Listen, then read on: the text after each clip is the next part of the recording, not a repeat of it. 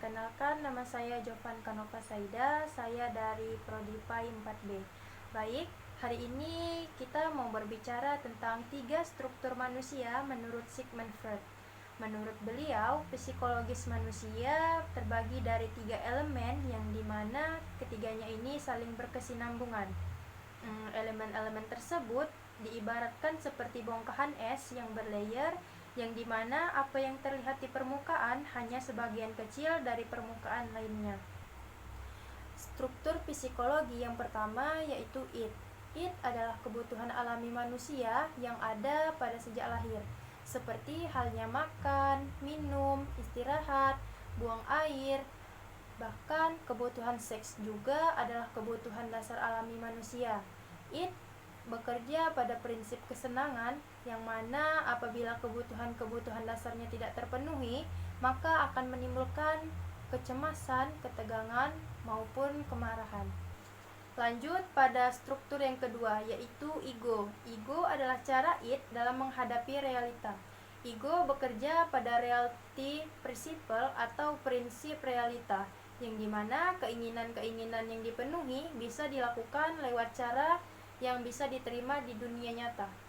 Ego adalah sebuah ibarat jembatan antara id dan superego, yang dimana menimbang ulang apakah keinginan-keinginannya ini bisa dilakukan atau harus direalisasikan segera atau menundanya. Lalu yang terakhir adalah superego. Superego ini bergerak pada morality principle atau prinsip moral, suatu kondisi psikologis atau juga bisa dibilang dengan nilai-nilai yang sudah tertanam atau ditanam oleh orang tua ataupun masyarakat sekitar. Superego ini berkembang ketika anak berumur 5 tahun, yang dimana anak tersebut sudah bisa membedakan antara yang baik dan yang buruk. Lalu apa sih contoh dari id, ego, dan superego itu? Nah, jadi misalnya ada seorang anak yang pulang sekolah yang melewati dari convenience store atau minimarket. Jadi ketika dia pulang sekolah, dia melihat permen atau ciki gitu, misalnya dia pengen banget nih beli tapi dia tidak punya uang. Lalu ketika dia pulang ke rumah, dia melihat uang kakaknya tergeletak di meja.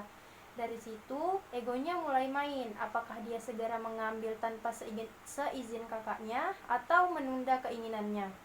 Kalau dia menunda keinginannya, berarti superegonya sudah mulai terbangun. Dari situ kita bisa melihat dia akan sabar menunggu sampai kakaknya pulang atau menggunakan uang tersebut.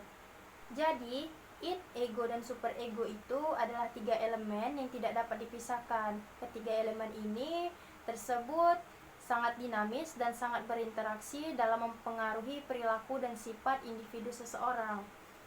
Sangat mungkin ketiga elemen tersebut mengalami ketidakseimbangan. Menurut Freud, ketidakseimbangan akan membuat seorang individu kesulitan dalam menghadapi situasi yang sedang dihadapinya. Mungkin segini saja pembahasan kita kali ini. Bye-bye.